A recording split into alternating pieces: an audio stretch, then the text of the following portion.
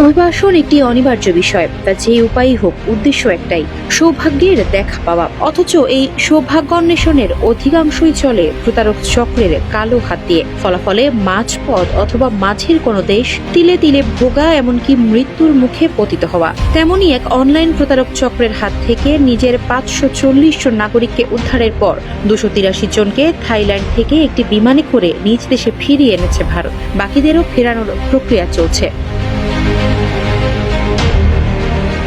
প্রতারক চক্রের হাত থেকে উদ্ধার পাওয়ার পর এরা সবাই থাইল্যান্ড মিয়ানমার সীমান্তে ঘিঞ্জি ও অস্বাস্থ্যকর পরিবেশে মানবেতর জীবনযাপন করছেন। ভারতীয় নাগরিকদের সঙ্গে একই বেহালে আছেন 2 ডজনেরও বেশি দেশের প্রায় 7,000 নাগরিক, যাদের মধ্যে প্রায় 5,000 জনই চীনের নাগরিক। অনলাইনে কাজের প্রলোভন দেখিয়ে মিয়ানমার, থাইল্যান্ড, কম্বোডিয়া ও লাওসের একটি প্রতারক চক্র এদেরকে ওইসব দেশে কাজ করতে নিয়ে যাচ্ছিল।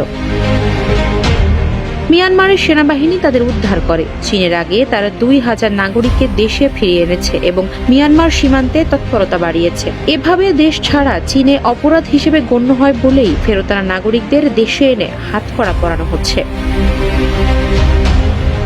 ভারত সরকার তার নাগরিকদের সতর্ক করে বলেছে, এরকম কাজের প্রস্তাব পেলে তারা যেন সংশ্লিষ্ট দেশগুলোর ভারতীয় দূতাবাসের মাধ্যমে যাচাই করে নেন।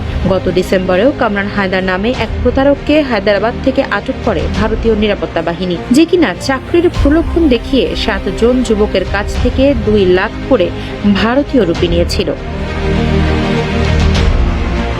মিয়ানমার, থাইল্যান্ড ও লাওস, এই 3 দেশ সীমান্তের যে বিন্দুতে মিলিত হয়েছে সেটাকে বলে গোল্ডেন ট্রায়াঙ্গল। এই স্থান হাজার কোটি টাকা মূল্যের সাইবার অপরাধের হটস্পট। জাতিসংঘের মাদক ও অপরাধ বিষয়ক দপ্তরের তথ্য অনুযায়ী এ ধরনের জালিয়াতিতে এশিয়া একাই 2023 সালে 18 থেকে 37 বিলিয়ন মার্কিন ডলার ক্ষতির মুখে পড়েছে। জাতিসংঘের ওই দপ্তর আরও বলছে, মিয়ানমারের 1,20,000-এর মতো ব্যক্তি নিজ ইচ্ছার বিরুদ্ধে এ ধরনের প্রতারণায় জড়িত। একবার জড়ানোর পর কাজ করতে না চাইলে, এখান থেকে বের হতে চাইলে তার উপর নেমে আসে অমানুষিক নির্যাতন।